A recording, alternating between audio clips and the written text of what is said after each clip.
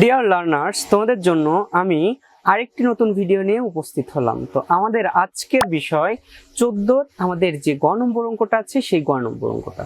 তো চলো শুরু করি। আমাদের গ নম্বরে কি দেয়া আছে?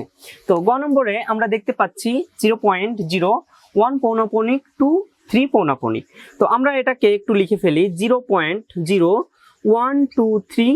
আবার কি হবে আমাদের বলো তো? এবার কি তোমরা কি বলতে পারবা যে আমাদের এখন কি হবে? আমাদের আবার হবে 1 2 3। কেন বলো তো? আমাদের এই 1 এর সাথে পৌনঃপুনিক, 3 এর সাথে পৌনঃপুনিক, মানে এই জিনিসটাই রিপিট হচ্ছে, জিরোটা রিপিট হচ্ছে না। একটু খেয়াল করো যে জিরোটা আমাদের এখানে রেখে দিলাম, তারপর কি 1 2 3, আবার কি হবে 1 2 3, আবার কি হবে 1 2 3। ঠিক আছে, এরকম ডট ডট চলতেই থাকবে।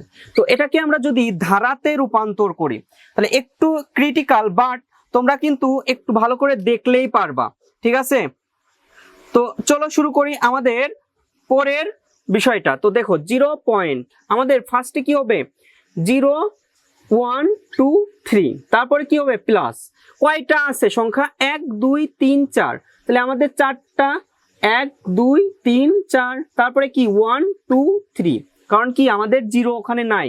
ঠিক আছে, জিরোর উপর পৌনঃপুনিক নাই, কারণ জিরোটা আমরা রিপিট করতে পারবো না। প্লাস এরপর কয়টা 1 2 3 4 5 6 7, তাহলে 0.1 2 3 4 5 6 7 1 2 3। আশা করি তোমরা যে ধারাটা আমরা নির্ণয় করলাম সেটা খুব ভালো করে বুঝতে পারছো।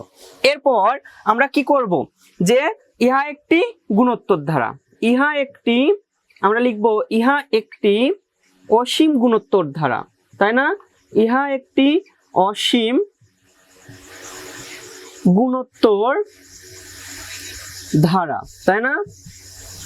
যার আমরা লিখতে পারি যার প্রথম পদ a ইকুয়াল টু কত 0.0123, আর সাধারণ অনুপাত কি হবে? সাধারণ অনুপাত, তাই না? সাধারণ অনুপাত r ইকুয়াল টু আমরা কি লিখতে পারি বলো তো? দ্বিতীয় পদ মানে 0.0, তারপরে কয়টা শূন্য 1 2 3টা, তারপরে কি 1 2 3 বাই প্রথম পদ 0.0123। তো আমরা যদি এইটুকু ক্যালকুলেটরে করি তাহলে আমাদের মান আসতেছে কত 0.0 আমাদের 001 0.001। ঠিক আছে, আশা করি তোমরা বুঝতে পারছো। এরপর আমরা কি করব? ধারাটির আমাদের এই মানটা আর এর মান 1 থেকে যেহেতু ছোট, 1 থেকে যেহেতু ছোট সেহেতু এর অসীমতক সমষ্টি থাকবে। তাহলে আমরা কি লিখতে পারি? অতএব আমরা লিখতে পারি 0.0123, 1 পৌনঃপুনিক 3 পৌনঃপুনিক।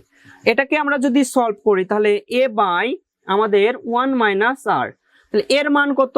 এর মান পাচ্ছি আমরা 0.0123, আর 1 মাইনাস আর এর মান কত 0.001, আগের মতনই সলভ, তাই না?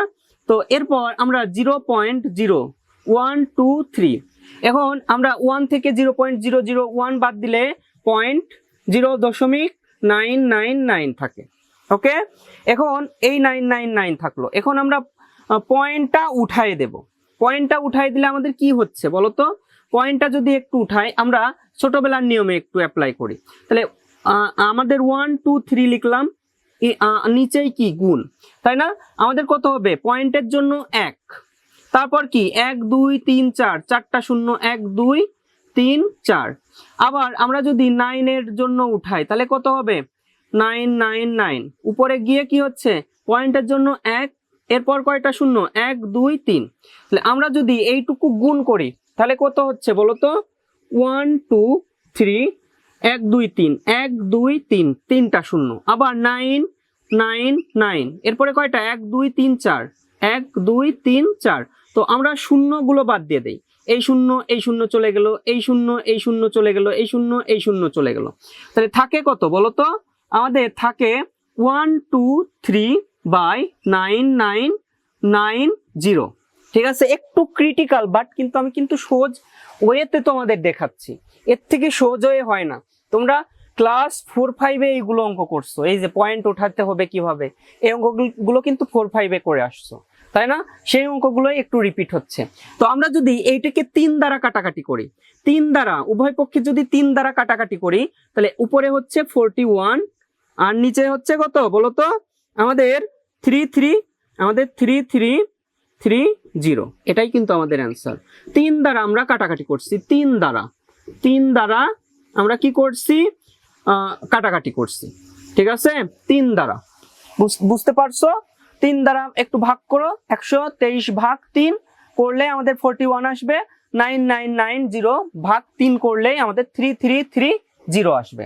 তো এইটা ছিল আমাদের প্রদত্ত অঙ্কের উত্তর। তো আশা করি তোমরা যে 14 গ নম্বর অঙ্কটা খুব ভালো করে বুঝতে পারছো। যদি ভালো করে বুঝে থাকো তাহলে কি করতে হবে? অবশ্যই চ্যানেলটাকে সাবস্ক্রাইব করতে হবে এবং তোমার বন্ধুদের সাথে শেয়ার করতে হবে। আজ এ পর্যন্তই। সবাই ভালো থাকো, সুস্থ থাকো।